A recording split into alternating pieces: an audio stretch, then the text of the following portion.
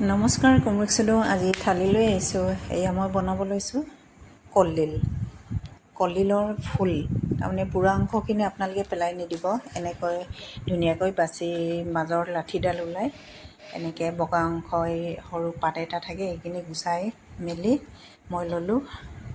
এয়া মই লোৱাৰ পিছত মই এয়া গৰম পানীত অলপ গৰম কৰি দিছোঁ, যাতে তিতাখিনি গুচি যায়। আৰু এয়া মই ল'লোঁ তাৰ কাৰণে বেচন আৰু পিঠাগুড়ি ঘৰতে বনাই থৈছিলোঁ। এই দুটা বস্তু মই মিলাই কিনি ইয়াতে দিম নিমখ, হালধি আৰু গুড়ি জ্বলা আৰু আদা নহৰু পেষ্ট। সেইখিনি মই বেটাৰখিনি ধুনীয়াকৈ বনাই ল'ম। এতিয়া বনোৱাৰ পিছত এয়া মই কেৰাহী উঠাই দিলোঁ। ইয়াত তেল দিলোঁ। ইয়াতে মই এইখিনি বেচনত ডুবাই কিনি মই ধুনীয়াকৈ এটা এটাকৈ ভাজি আছোঁ। এনেকৈ আকৌ ভাজিছোঁ মই। এতিয়া লাগি নধৰিবৰ কাৰণে মই এয়া বেছি দিয়া নাই, খালি দুটা লগাই দিছোঁ। এনেকৈ মই গোটেইখিনি ভাজি ল'লোঁ। আকৌ মই কেৰেলা দুটামান তিতা কেৰেলা বনালোঁ।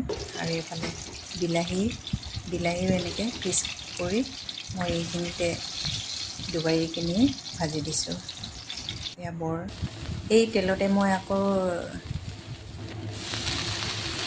পিঁয়াজ দি কিনি এই মিক্স শাক চবজি ইয়াতে আছে, মৰিচা আৰু খুতুৰা, ভেদাইলতা, এয়া 2-4 বিধমান আছে। আৰু ইয়াতে নিমখ হালধি দি কিনি মই আকৌ আদা নহৰু এড কৰি ইয়াতে ভাজি আছোঁ। মই ধুনীয়াকৈ ভজাৰ পিছত মই ইয়াতে গৰম পানী অলপ দিম, জোল কৰিম। মই অলপ জোল টাইপত বনাম। ইয়াতে কাৱৈ মাছখিনি মই 4টামান দি দিলোঁ। এয়া উতলি আহি গ'ল, এয়া চবজি সিজিয়ে গ'ল। আজিৰ থালি মই এনেকৈ বনালোঁ।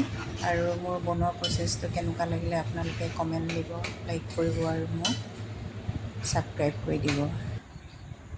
এয়া মই থালি দিলোঁ কলডিলৰ ফুলৰ বৰ, এইফালে মিক্স চবজি জোল, শাক চবজি জোল, এইফালে দিলোঁ বিলাহী বৰ, কেৰেলা বৰ। এয়া এনেকৈ মই দিলোঁ।